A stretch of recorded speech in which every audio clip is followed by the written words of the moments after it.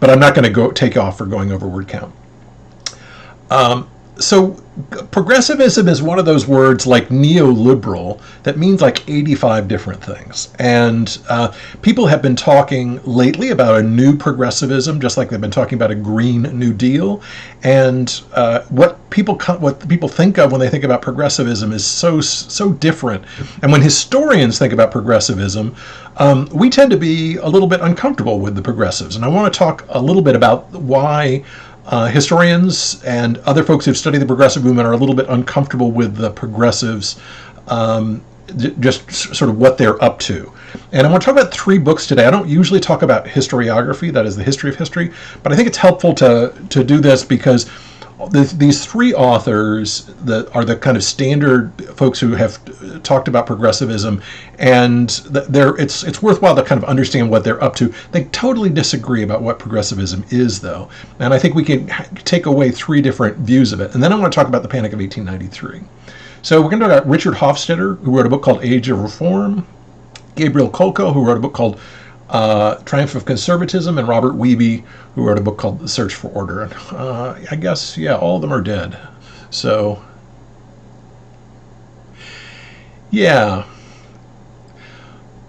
Yeah, partly, and it's partly because the things that get lumped into the progressive movement are so different and so varied that it's really hard to sort of draw a circle around it and say this is what the progressive movement is. There's obviously this important change that's taking place sometime in the mid to late 1880s, really starting in I would say right around 1890s, and that carries through all the way up until the New Deal. There's really something there, but to try to draw a circle around it has been difficult.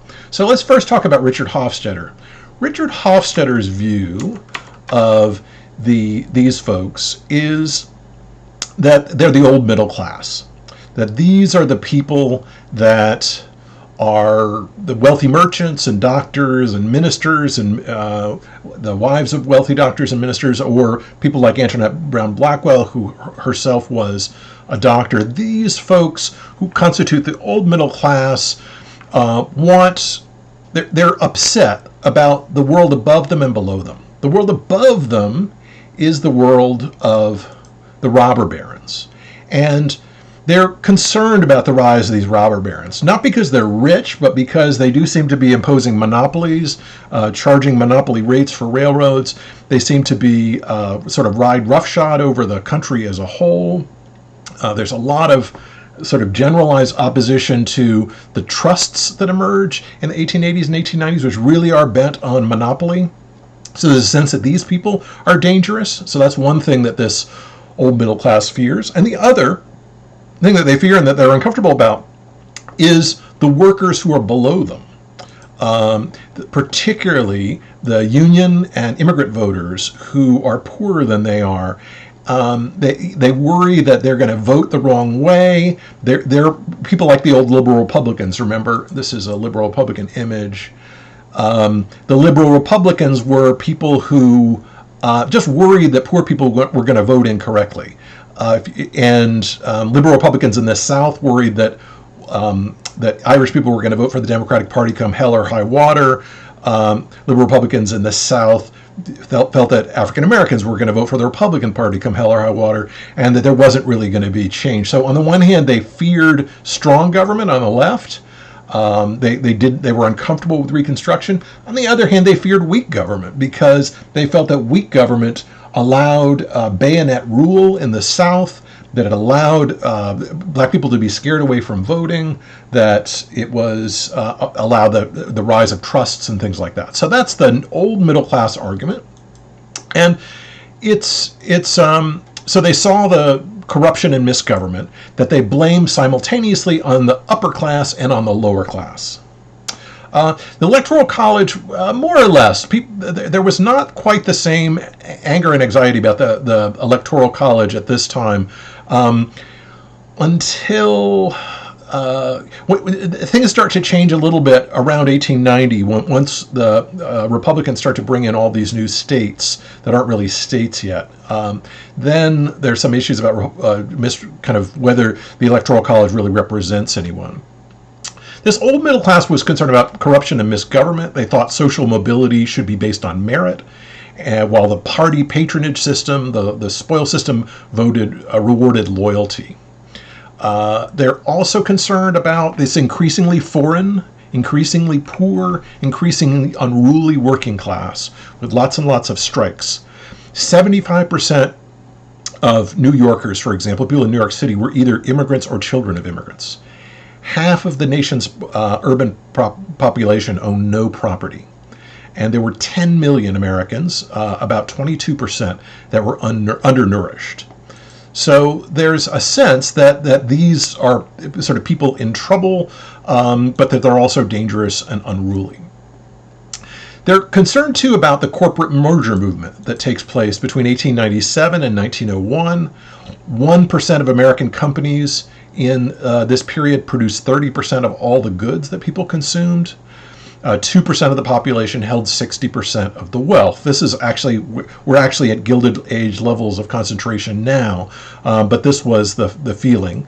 Also, the sense that these railroads and other firms were interdependent, that the steel industry's biggest customer was railroads, for example. They merged and they brought price stability, but also a handful of monopolies and trusts that seemed to control markets, prices, and wages for the whole nation. And when a few of them failed, as in 1873, a lot of them of other industries seemed to tumble down with it. Okay. So if we're going to talk about what the progressive wanted, yeah, no, this is still the old middle class. This is still Hofstadter's middle class. Focusing on the old middle class, and I'm just telling you who they're fearing. They're fear above and the fear below. That's why when we use a term, when people say we want a new progressivism, it's a little bit confusing exactly what that means, because the progressives, at least by Hofstadter's definition, feared those above them and feared those below them at the same time. Now, Hofstadter's problem with progressives is that they focus on cultural threats to native Protestant values. The best example of this is Prohibition, right? Cities grew and so did saloons. By the turn of the century, there was one saloon per 200 residents. There was one saloon per 50 residents in most of the major cities. And there were real problems with alcoholism. Women, wives and kids of men who were unreliable breadwinners, men who were unreliable breadwinners, even abusive.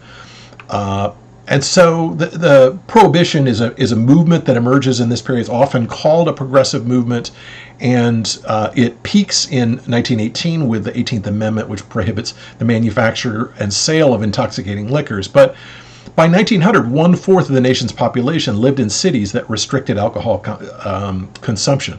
So we shouldn't think of temperance as something that sort of just emerges in 1918. It's really big and really important in the 1880s and 1890s. Another example that's a really good case for this, for these middle class, old middle class folks, is the compulsory education movement, which is definitely part of the progressives. From 1890 to 1914, high schools were added around the country, which required attendance. So high school was a different thing. Most people went previously, before, say, 1890, most people went to school and they ended at about age 12. They might go into then to an academy or something like that if they were bound to college, which was right near the college. But around age 12, you got out of school. So this high school, which is kind of created in the Gilded Age, the early progressive era, around the country had required attendance up to 14 or up to 16. Reformers campaigned for these by publicizing the problems of child labor, and there were serious problems with child labor. A lot of these factories, particularly in the South, had kids that were in them as young as 8 or 9 years old, who never really got any education or never learned anything. My great-grandmother actually worked in a textile mill in Albany, New York. She was actually sold to a textile mill in Albany, New York, by her parents in 1870. And my great-grandmother didn't learn to read until she was in her 60s, largely for that reason. They'd also hoped that schools would provide citizenship, promote moral behavior, and assimilation. They were supposed to be teach efficiency, orderliness, and obedience. And if you've ever, if you're familiar with high school, you know what I'm talking about, right? Efficiency, orderliness, and obedience are a big part of what high school is, and that's thanks to the progressives. So, what are some examples of your high school education that you would consider a kind of progressive reform? What's both the good and the bad? Maybe what's the worst of your high school, and how might it fit into that progressive ideal about moral behavior, assimilation, citizenship? Anybody have any examples of that? I've got a little bit. Yeah, mandatory advisement once a week. Okay, excellent. Dress codes, also important, particularly for women, right? Not so much the Pledge of Allegiance. Excellent. Also, there are also, if you think about some of the technology that you guys must have used that I didn't have to use, had to say the Pledge of the Texas flag every day. Okay. Yeah, it's more about labor force assimilation than education. No PDAs, right? Excellent. The teaching dismisses you, not the bell. Okay, all right. Changing the schedule. Okay, so when I was in school in Florida, I had to take a class called Americanism versus Communism, which was required for every student in Florida, and it taught you about the evils of communism and all the great things about America. Yes, two pledges. Okay. Why didn't you use the bathroom at lunch? Excellent. All right. Also, Quizlet and stuff like that. All the busy work that you have to do for school, rather than doing a couple of exams and things like that, you're doing work every day. This is driving my kid crazy. So this is actually the reason I didn't graduate from high school. When I was in high school, this kind of orderly thing, I took exams and I did very well in the exams, but I never did. I was terrible at doing homework and other of these sort of rote assignments, and as a result, I dropped out when I was 16. And luckily for me, I did well enough in the SAT that even without a high school diploma, I got to shooting drills, code red drills. Wow, other things like that. So that's. I could not stand high school and loved college. All right, so that's one argument, is that they're the middle class. Nuclear drills, like, yes, duck and cover and those sorts of things. For other folks, for Gabriel Kolko, he says that the progressive movement is not the new middle class. The old middle class. Gabriel Kolko said that the people who were the leaders of what we call the progressive movement were corporate businessmen, people like John D. Rockefeller here. Businesses were beset by problems of controlling the unstable business environment, like the 1873 panic, like the 1893 panic. And so they wanted to win protective currency, protective tariffs. They wanted to keep currency linked to the gold standard. But the economy was still a roller coaster in the 1870s, 80s, and 90s. Cutthroat competition pressed down on prices. States threatened trust busting. And so for Kolko, the progressive impulse to regulate business actually came from business itself, from people like Rockefeller and others. So some of the best examples of this are the Pure Food and Drug Act, which passed in 1906, is designed to regulate pure food and drugs, but also it sets such strict standards, for example, for milk production, that independent milk producers are kicked out. So you have to boil the milk, you have to pasteurize the milk, it has to be in 80-gallon vats, it has to be all stainless steel, and what it does is it sort of creates pure food and drugs, or at least seems to mandate that, but at the same time it drives out competitors. So only the very biggest firms can do this. So the Pure Food and Drug Act is certainly something that's pushed for by people, but the firms that actually write the legislation for the Pure Food and Drug Act end up ensuring that that trusts have power, that just really only a few major firms. The jungle was definitely a case for the Pure Food and Drug Act, but if you look at the legislation in the Pure Food and Drug Act, what it does is it drives out a lot of smaller competitors, and I don't think that was initially the intention of Upton Sinclair and others, but that's one of the effects. The Meat Inspection Act, the same way, it creates these very, very stringent national regulations, which also kind of baked into the law itself, make it really hard for smaller firms to get in. Another case is the Hepburn Act of 1906, which more strongly regulates the railroads. There had been the Sherman Antitrust Act, but it didn't do anything really. The Hepburn Act imposes more stringent limitations on railroads, but it also prevents new railroads from being formed in areas. It establishes which railroads are going to dominate in particular areas, and competing railroads aren't allowed to set prices. So railroad competition is more or less barred in the Hepburn Act, and that's good for railroads. That's good for the railroads themselves because they can set these fees. There's no rebates and things like that, but it also kind of crowds out competitors. Another example is the Federal Reserve Act, passed in 1913, which has other features that are, I would argue, are really good. For example, regulating the money supply so that there's more money around during Christmas time, when lots and lots of people are spending money, or during the harvest, for example, and then the currency is built in. But the people who are the strongest proponents of the Federal Reserve Act, which creates a kind of bank of banks in the United States, are bankers themselves who want kind of strong national control by the banks of the banks. Yeah, the Millionaires Club. So so Kolko's not wrong. If we look at some of the most important progressive era legislation in this period, it is true that there are very, very wealthy folks who are at the center of making those things happen. All right. And now there's Robert Wiebe, who's our third person. And he said, basically, Hofstadter's wrong. It's not the old middle class. Kolko's wrong. It's not the new middle class. Kolko's wrong. It's not the upper class. Wiebe says it's the new middle class. A new middle class of professionals, white-collar executives. This would be public health officials, engineers, accountants, academics.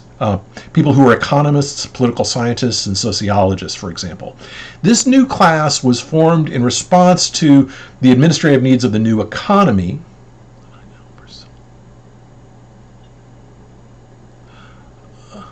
Okay. Progressives came out of the new middle class, and people like OSHA activists maybe, but also these are professionals who are the product of the revolution that I talked about in education last week. Remember I talked about how education had changed in the 1860s and 1870s, and these are the people who come out of this new university system, which is very different. If you were students in a Civil War era classroom or any classroom from the Civil War before, it was not a place where you're supposed to learn to think for yourself. Or there was a received curriculum. It was Greek, Latin, and mathematics. You'd have little or no chance to choose electives. Your professors would believe that their mission was to furnish your minds with enduring eternal truths. Lots of memorization, the Iliad and the Odyssey. All that began to change drastically in the 1880s. The received curriculum began to seem out of place in a rapidly changing world. And as the nation industrialized and urbanized, universities began to remodel themselves. So before 1865, faculty members had no specific training. They mostly were ministers. In the late 19th century university, though, they began to hire men who were specialists in particular fields, history, sociology, or chemistry. And the expertise was certified by a brand new degree called the PhD. Teaching methods also changed. This new generation of academics began to teach in new ways. They sought to give students the knowledge and tools needed to meet the challenges of a changing world.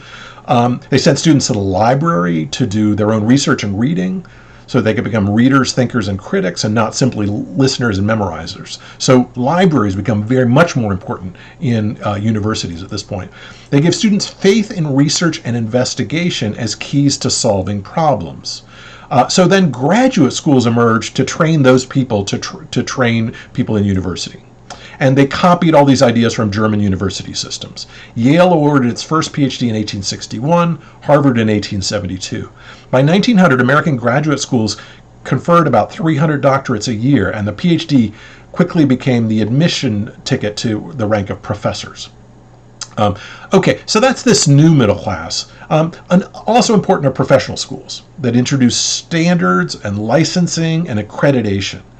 So they confer degrees in theology, law, medicine, dentistry, pharmacy, and veterinary medicine. This is an American thing primarily. To a certain extent, it flows out of the German system from the 1840s and 1850s. Oxford and Cambridge are still, at this point, elite prep schools for the very rich. The percentage of people that are getting university educations is very, very small in the United States, in Britain and in Europe generally. The U.S., by comparison, is trying to educate many more people, put many more people through college. And so that's when we get to this, something like 2 to 3%. That's triple the percentage of people that are coming out of schools in Britain. Oxford and Cambridge stay with this old system for a very long time, but there are some new universities in Britain that, or universities that become a little bit more cutting edge, and they're actually outside of that, like the University of Edinburgh and stuff like that. University of Edinburgh is really the pathbreaker in the 1860s and 1870s, and the U.S. borrows from them. University of Edinburgh and St. Andrews University, both in Scotland, introduce electives. They require science. They require math. They require a general liberal arts curriculum, and that is picked up by the U.S. university system afterwards. So these professional schools that emerge are also important, and licensing is also very important. Remember, we talked about unions before, craft unions. These are a little bit like craft unions for ministers, craft unions for doctors, craft unions for pharmacists. They basically decide a series of things that allow you to become a member, and then they prevent other people from coming in. And they pass lots of state legislation that says you can't be a pharmacist unless you've had this training. You can't be a doctor unless you've had this training. You can't be a lawyer unless you've had this training. So there were 60 professional schools in 1850. There are over 300 by 1900. There's also higher standards that are imposed. At Harvard, you could qualify for a medical degree as long as you attended 2 lecture courses for 4 months. And then proved that you had some medical experience, and then passed a very simple examination. After 1870, you had to attend classes for 3 years. You had to perform lab work and clinical work. By 1894, 21 states had standardized exams for doctors, and 14 other states recognized only graduates of accredited medical schools. So this gives these people, these new middle class, according to Wiebe, a real confidence about themselves. And it's actually an overblown confidence, arguably. It's actually a confidence that's actually kind of, in retrospect, a little bit ridiculous. So sociologists, for example, professional sociologists believe that they would collect statistics on poverty and then eliminate it, basically, in a few years. Right.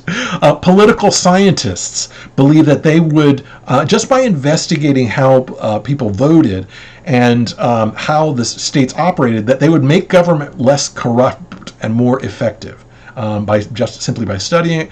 Economists claim that they would cure the economy of boom and bust cycles. So there's this tremendous confidence that they can do anything, that these people are superstars, they're intellectual superstars, all they need to do is study the thing, be appropriate scientists. And part of this is that all these scientific breakthroughs, right, the periodic table and all the other things, Van der Hoef and the transpiration of plants. So there are these real scientific advances, and so a whole bunch of people just believe that with enough education you can fix anything. They were progressives in the truest sense of the word, in that they believed in human progress and the perfectibility of human society. Now, 150 years later, we can agree probably that this idea about perfecting human society in basically one generation didn't work. Weeby argued that the new middle class, these white-collar executives, wanted a more efficient society, and they wanted to specialize decision-making in the hands of a professional bureaucracy. They wanted to centralize political power in the hands of an educated, nonpartisan public servants. And so the best example of this is civil service reform. We talked about this before, passed as a result of the assassination of Garfield, and gradually taking over. This civil service reform basically creates required tests so it's passed in 1883, but it is a progressive thing. These efforts sought to end the spoils system. To the victor belongs the spoils, and then toss out the previous party's civil servants. The spoils system absolutely was a problem in many places.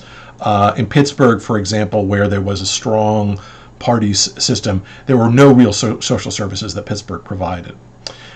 These efforts sought to end the spoils system, and they focused on things like that were actually initially quite effective at first. One of them being the impure water supply that came into Pittsburgh.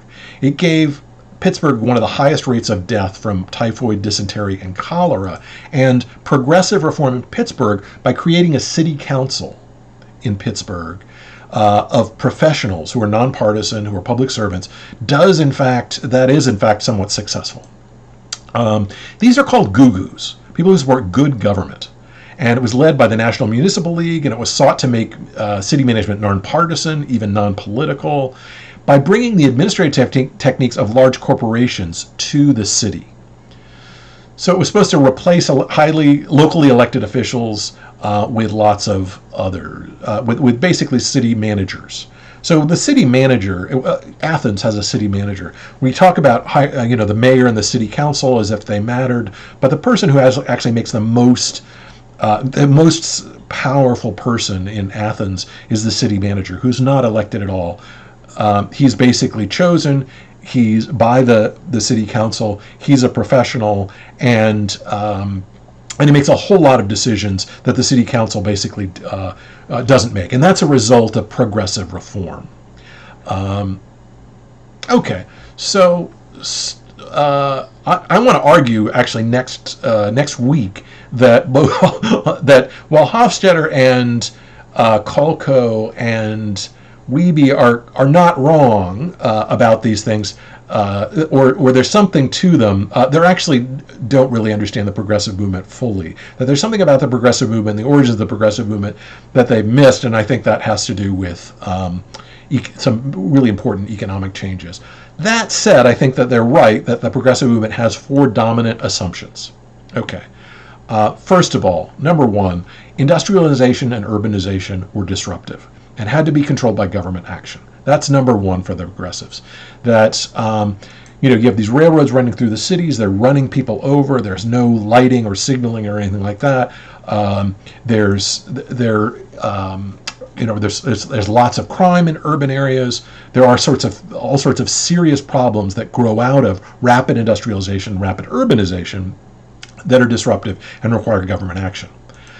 Number two is they favored a shift of power from decentralized interests at the local level, basically local ward bosses, to new executive branches of government, whether that means a stronger president, a stronger mayor, but more often a stronger city manager, basically an executive function that has more power. The Federal Reserve is another example of this. So away from decentralized interests at the local level, away from democracy, really, towards new executive branches that are isolated and insulated. And back to Henry Zink's question, the Electoral College, in a way, looked like that. And so the progressives didn't mind the Electoral College because it was less democratic and therefore good, because it put power in the hands of people who were one remove away from the people.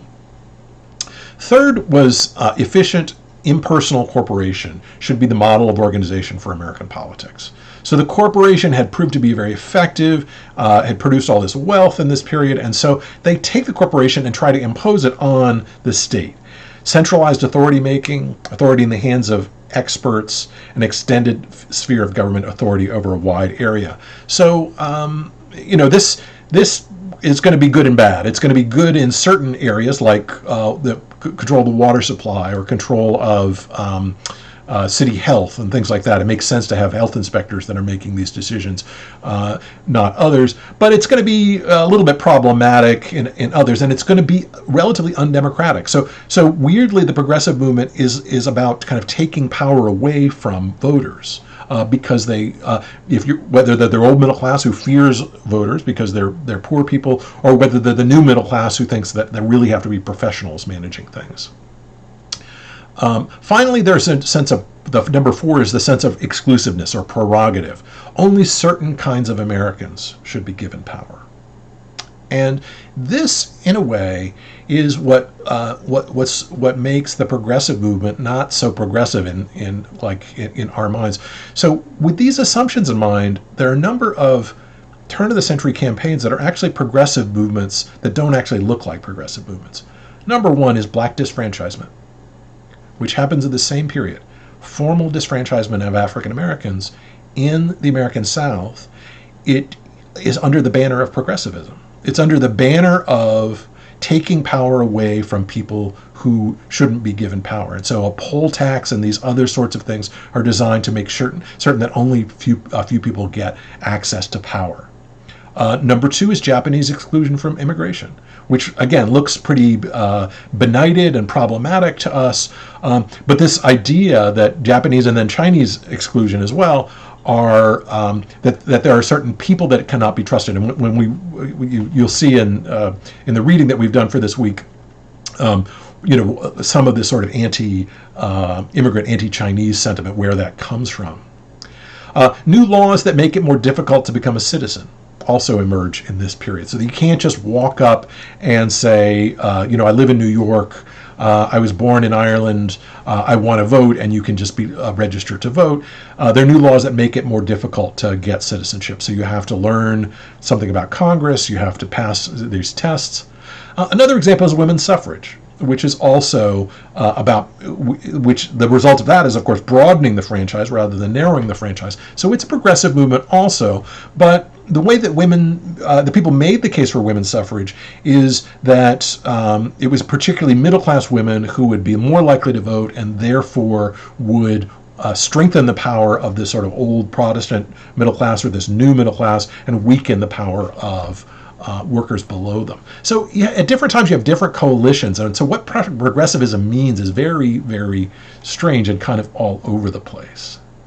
Does that make sense? So when we say progressivism, we're talking about a very distinctive movement, but it's not progressive in the sense, both, I think. Chris's question is, was it thought that people who shouldn't vote would vote against their own self-interest, that it was bad for everyone, or were the progressives worried that they'd vote against progressive interests? And I think it's both. They thought, for example, prohibition, that white Southern progressives, people who called themselves progressives, thought prohibition was not going to pass unless African Americans were disallowed to vote. So they assume that all African Americans are going to support alcohol. That's actually not true. Most African Americans are in the Baptist and Methodist Church. Many of them do support prohibition.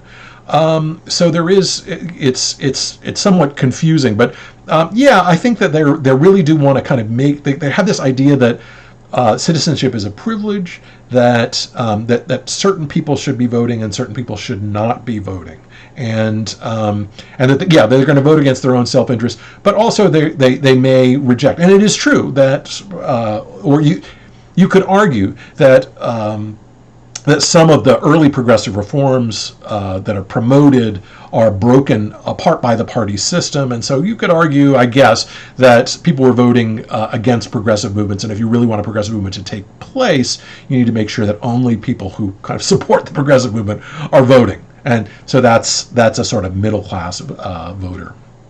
Okay, now I want to shift gears and talk a little bit about unions and the Panic of 1893. So let me first say that, remember, we've got a two-party system here, and it's one in which people were asked to vote as they shot. And this party system goes from 1865 all the way up to about 1890.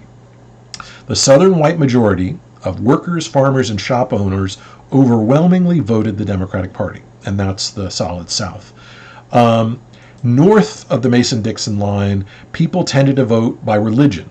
So confessional Christians, like the Irish and the Italian Catholics, voted Democrat. Non-confessional Protestants, including English, German, and Swedish immigrants, and their children generally voted Republican. So that said, there is some change in that there's a growing union movement after 1865.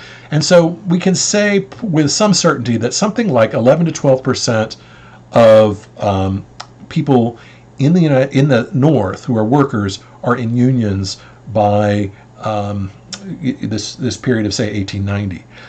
Only 5% are in unions in the South, but about 10 or 11% in the North. And that's how we end up with a 7% roughly average in this period, is that almost twice as many people are in unions in the North as in the South.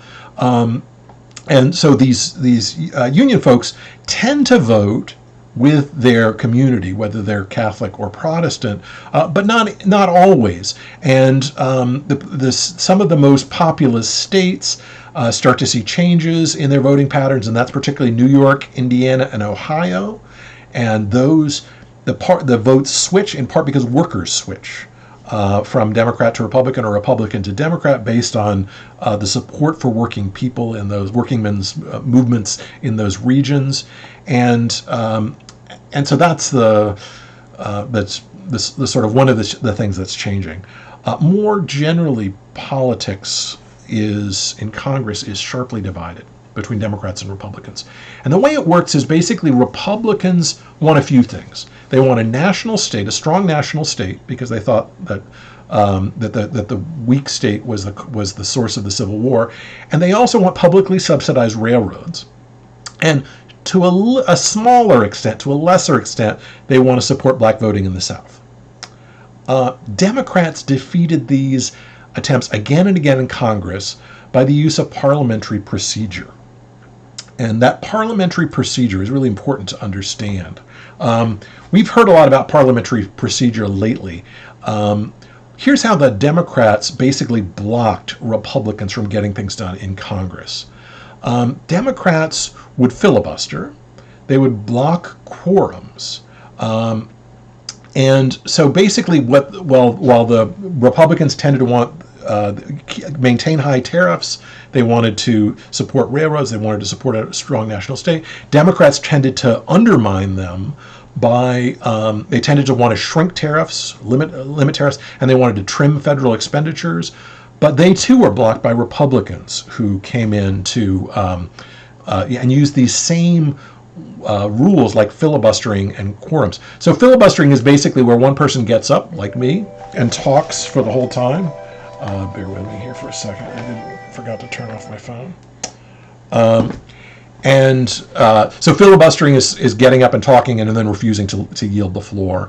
More importantly, what the Democrats tried to do is not vote themselves present when there was an important bill that was going to pass. And so basically the Speaker of the House would call the vote, and the vote and people would vote themselves as not present. So they basically took attendance, and they would call roll in the House. And Democrats, if they didn't want something to pass, would not say that they were here when they were there. And basically, as a result, there would be no quorum, and as a result, some important piece of Republican legislation would be blocked. The Republicans did the same thing in times when Democrats had more power in the House. Okay, in 1889, though, this changes when Republicans take the House, the Senate, and the presidency. They simultaneously control all three. Right? And so so basically they call themselves, they say that they're not in attendance when they're there. The person, Thomas Reed, becomes, and this is a not actually That's a little bit what Thomas Reed looked like. He's from Maine, and he passes something called the Reed Rules in 1889. And the Reed Rules are basically allows the person who's counting the votes to look and see who's there and count those people present if they're sitting in their seats, even if they refuse to answer when they're called at the quorum. So what happens is, and this is very different from the way things had happened previously. And so the Reed Rules, basically, you can actually be fined for not showing up to vote in the House. So people did show up to avoid the fine, but then they just didn't count themselves as present. And so what happens is Reed passes these rules, and as you can see here, there was actually really fighting on people punching each other, people shouting and screaming because they didn't want to be counted as present, even though they were president. The House then in 1890 quadruples its legislative output in 1 year, passing 611 bills, and they admit the Dakotas, Montana, Washington, and Idaho into the Union. And they do this in part to gain more power in the Senate, because they fear that that the Democrats are going to win in these other regions, and so they take these places like North and South Dakota, Montana, Washington, and Idaho, and even though they don't have quite the number of people that should be there in a territory to turn it into a state, they turn it into a state anyways. And this ensures that there are lots of Republicans. They know that there are Republicans in these regions, and they're going to have their votes. Most significantly, and for our purposes, they doubled U.S. tariffs on goods. That's important, but not the most important thing. The most important thing that no one seems to notice is that they eliminated the tariff on raw sugar and passed a 2-cent per pound bounty for sugar produced at home. Now, sugar, why is sugar so important? I'll talk about that in a sec. So what happens then is we have what's called the $1 Billion Congress in 1889. The $1 Billion Congress basically spends, the story is that they spend money like crazy. They spend $1 billion. They're dominated by the trusts, who are very powerful in the Republican Party. People like Senator Aldrich, who you might have heard the name Aldrich, Nelson Aldrich Rockefeller. That's because Aldrich gets his daughter married into the Rockefeller family. Aldrich is from relatively poor family, or not a wealthy family, and becomes super rich in Congress. So this is Congress at its more or less most troublesome. They pass the McKinley tariff, which doubles the tariff. Now, the doubling the tariff in the end doesn't have that much effect on the budget, because if you double tariffs, you're going to reduce the amount coming in, but it's not going to necessarily generate that much more money. In fact, it doesn't really generate that much more money, the tariff. There's just less and less goods that flow in as a result of that tariff. But sugar changes drastically. Why does sugar matter? Well, the Sugar Trust is very powerful. It's headed by this guy, Henry O. Havemeyer. And if you've ever been to New York, near Brooklyn, you see this building still stands, and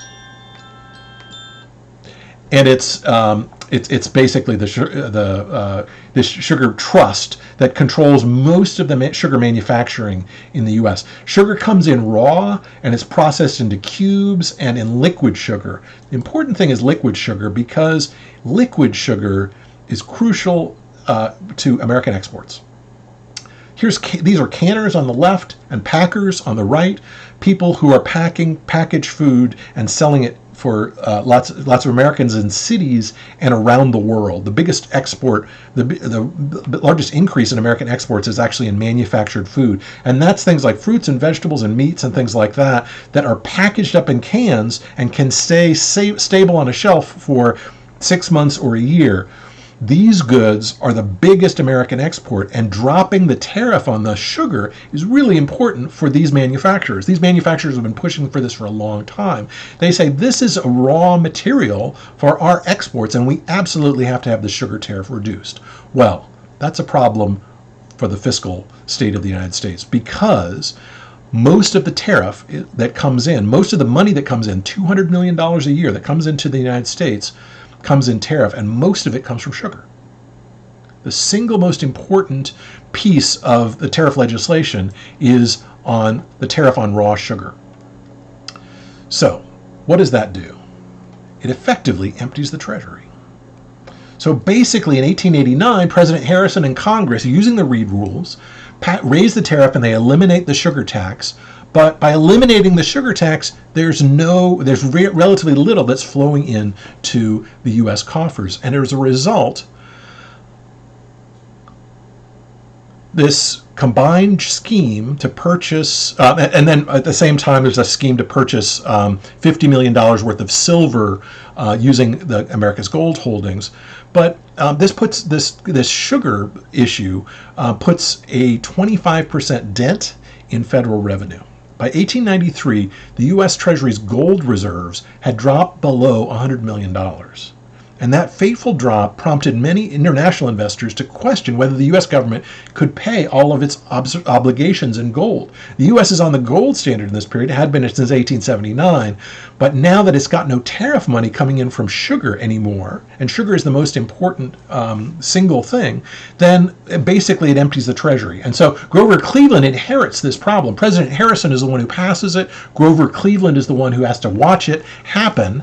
Grover Cleveland is a Democrat. Harrison is a Republican. He's already left, but basically it puts the United States in a terrible, terrible situation. Now, one other thing to mention is that a bunch of other countries are going on the gold standard. India in 1893, Austria-Hungary in 1892, Russia in 1897. They're buying up lots of gold to go back on the gold standard. And so that's another reason. And the U.S. doesn't block gold from being exported. So lots of those countries are paying extra for that gold. And so the U.S. is getting other goods, but it's not. But its actual literal gold reserves have shrunk.